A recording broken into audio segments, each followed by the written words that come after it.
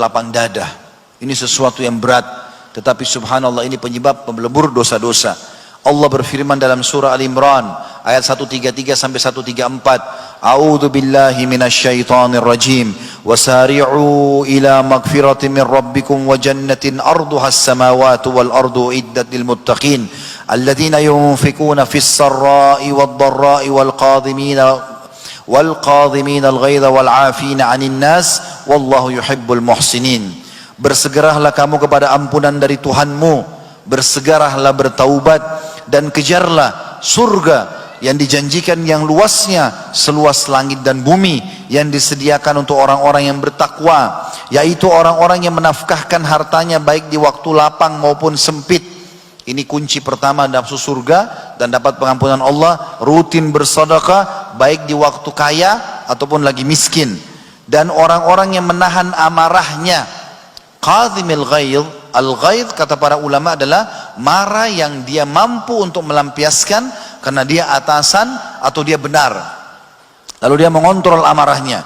Dan orang-orang yang suka memaafkan kesalahan orang lain, dan Allah menyukai orang-orang yang berbuat kebajikan. Allah menjelaskan sifat-sifat orang bertakwa dibagi tiga: yang suka berinfak dalam keadaan sembunyi-sembunyi, atau dalam keadaan lapang ataupun lagi sempit, juga menahan emosi padahal dia mampu melampiaskan, dan juga memaafkan orang lain.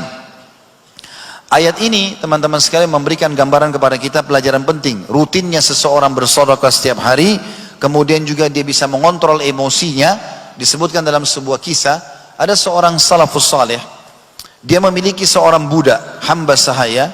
Kemudian budak itu pun membawa sebuah marak panas. Lalu orang soleh ini kebetulan lagi duduk bersama dengan tamunya. Tanpa disengaja, si budak ini rupanya kakinya kesentuh karpet, lalu tertumpahlah kuah panas tersebut di bajunya tuannya. Kita bisa bayangkan teman-teman bagaimana kalau kuah sangat panas tertumpah di paha kita dan sangat panas, bisa melepuh. Tapi si budak ini faham agama, dan juga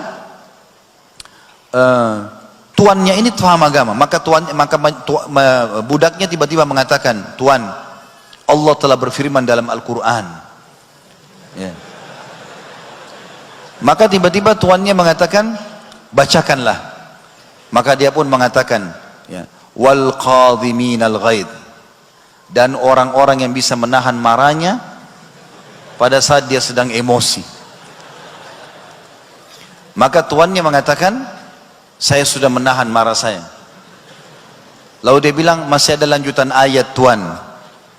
Wal 'afina 'anin nas," dan orang yang suka memaafkan orang lain. Maka tuannya mengatakan, "Saya sudah maafkan kamu." Lalu dia mengatakan, "Masih ada lanjutannya, Tuan. Wallahu yuhibbul muhsinin," dan Allah suka dengan orang-orang yang berbuat kebaikan. Maka dia mengatakan, "Pergilah kau, sudah saya bebaskan." Ya. Tapi di sini teman-teman sekalian kita bisa lihat bagaimana iman seseorang bisa mengontrol orang lain untuk memaafkan. Tentu teman-teman sekalian, memaafkan ini juga ada contoh yang lain yang turun kepada Abu Bakar radhiyallahu anhu. Ayat Al-Quran dalam surah An-Nur ayat 22 yang berbunyi, "A'udzu billahi minasyaitonir rajim, wa la ya'tali ulul fadli minkum was-sa'ati an yu'tu ulil qurba wal masakin wal masakin wal muhajirin fi sabilillah wal ya'fu wal yasfahu ala tuhibbuna yaghfirallahu lakum wallahu ghafurur rahim." Dan janganlah orang-orang yang mempunyai kelebihan dan kelapangan di antara kamu bersumpah bahwasanya mereka tidak akan memberi bantuan kepada kaum kerabatnya, orang-orang miskin dan orang-orang yang berhijrah pada jalan Allah, dan hendaklah mereka memaafkan dan berlapang dada apabila kamu tidak ingin bahwa Allah mengampuni, apakah kamu tidak ingin Allah mengampuni dosa-dosamu, dan Allah Maha Pengampun lagi Maha Penyayang. Kata para ulama, Ibnu Katsir menyebutkan ayat ini turun kepada Abu Bakar radhiyallahu anhu. Beliau memiliki seorang sepupu bernama Muslih bin Abi Muslih. Orang ini pernah memfitnah anaknya Aisyah, anaknya Abu Bakar radhiyallahu anhu, Ummul Mukminin Aisyah berzina dengan Safwan.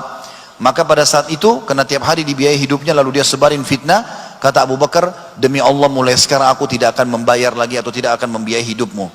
Padahal orang ini mengaku salah, kemudian dia sudah berjanji tidak akan mengulanginya. Lalu Allah menurunkan ayat ini mengatakan, "Dan janganlah orang-orang yang mempunyai kelebihan dan kelapangan di antara kamu," maksudnya Abu Bakar, "bersumpah untuk tidak memberi bantuan kepada kaum kerabat yang sudah minta maaf, orang-orang miskin dan orang-orang yang berhijrah pada jalan Allah?